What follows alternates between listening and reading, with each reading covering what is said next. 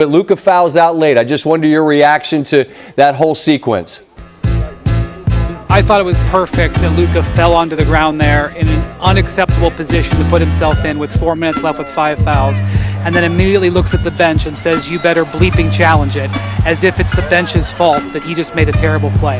I'm standing here in the Mavericks tunnel. Over there is the Celtics tunnel. That's where the winners are. His defensive performance is unacceptable. He is a hole on the court. He is costing his team because of how he treats the officials. His performance in this game is unacceptable, and the reason why the Mavericks are not going to win. Release the Kraken! Yo, watch out. Sound when them wheels hitting my touchdown, nigga. When you're down 0-3 and your season's over, who you gonna call? Scott Foster! And Tony brothers, Tony sisters? That's Kobe and Shaq. You never had a chance, Celtics. And maybe that's for the best, because this, I'd have spontaneously combusted if I was this man. I don't know how he's standing it. You don't need it tonight.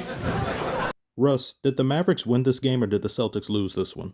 Both, actually, as said by this astute individual named Ace, who even though he saw the Scott Foster extended clip, admits the Celtics' sloppy play in causing their L, and I agree. This is vintage Celtics, disappointing when things are at their easiest. But we must be honest with ourselves.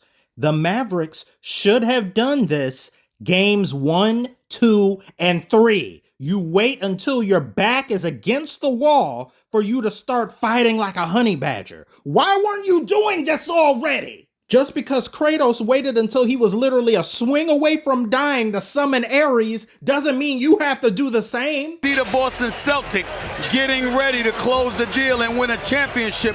What does that have you thinking about as a member of the Philadelphia 76ers? I can't stand them. I can't stand them. I hate Boston. So hopefully, this offseason we find a way to get better. And This man is tampering on national television. Are we just inviting all the envious ringless wives to NBA Countdown to give their 2 cents on the finals that they'll never make? Can somebody move the trophy? I don't like it being that close to them. Let's put our objective caps on, ladies and gentlemen.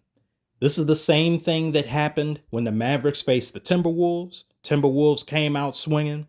They avoided the sweep. They did not want to go out like that. Lakers-Nuggets series. Lakers avoided the sweep. They had to play a damn near perfect game in order to do so.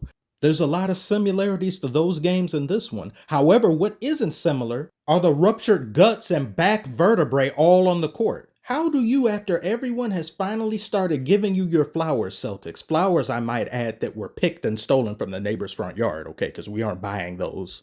How do you choose now to fail? 40-point differential? It's 38, but we're rounding up. 38? This is the third largest margin of victory in finals history. Third?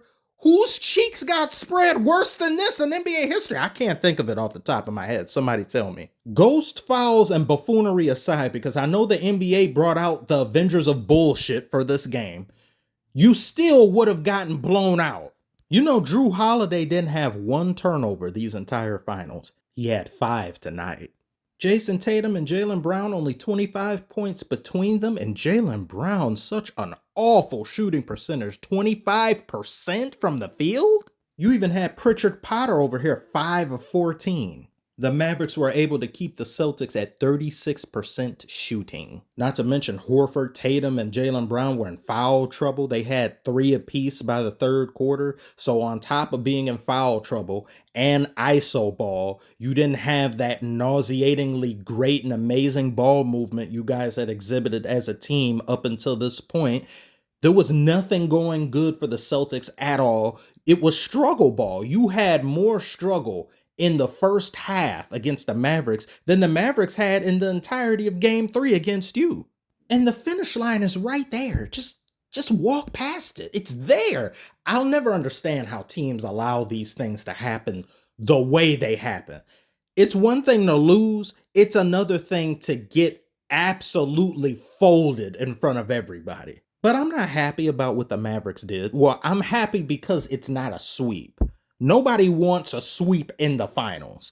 Sweeps In playoffs are one thing, but in the finals, no. Come on, these are supposed to be the two best teams of both respective conferences. But overall, I'm not happy about this because this should have been done games 1, 2, and 3. You take 3 games in order to play good? These are the finals. You can't allow that.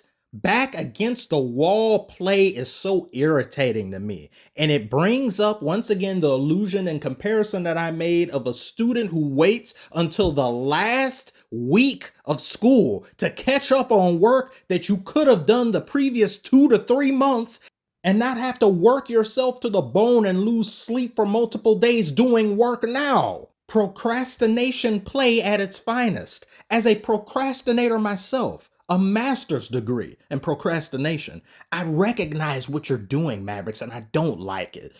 This should have been maybe 2-1. You were down 2-1, and then 2-2, but not this. So now you got to go back to Boston. Frodo Irving has to go back to Mordor to play Game 5. He's been cursed there ever since. At least you finally beat the team now, so you're not, what is it? It's like, what, 1-13 now? Good. Excellent. But do you know how loud and obnoxious the Boston fans are? They're going to be on Kyrie's ass the instant he even starts to warm up. It's just going to be bad. If he can rise above that, great. But this win doesn't make me confident in you guys being able to win the next one. Missoula's going to be showing that tape to the Celtics like nobody's business. He's going to be showing all of the lowlights to Jason Tatum and Jaylen Brown. He's going to be texting it to them. He may even draw a picture and put it up on their refrigerator. Every time they go and get something to eat in the morning, they go look at that horrible play. So now you got to deal with a buzzsaw basically in maybe the first quarter or the second quarter in the next Boston game. And maybe you survive that, but you know what? You better survive that. Win game 2. You win game 2, I will kind of start to forgive you for this. But this doesn't do anything for me. I'm very disappointed.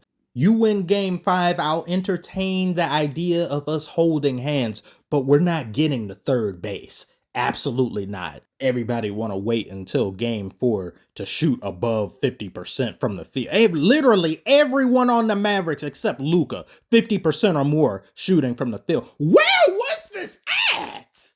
I don't know why teams got to make things so hard on themselves, man. Why?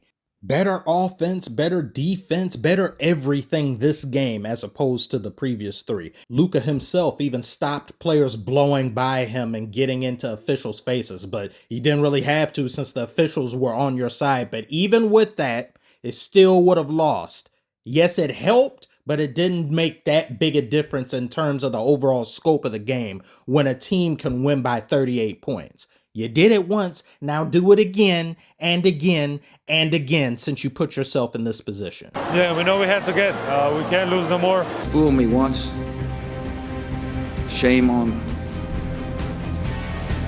you.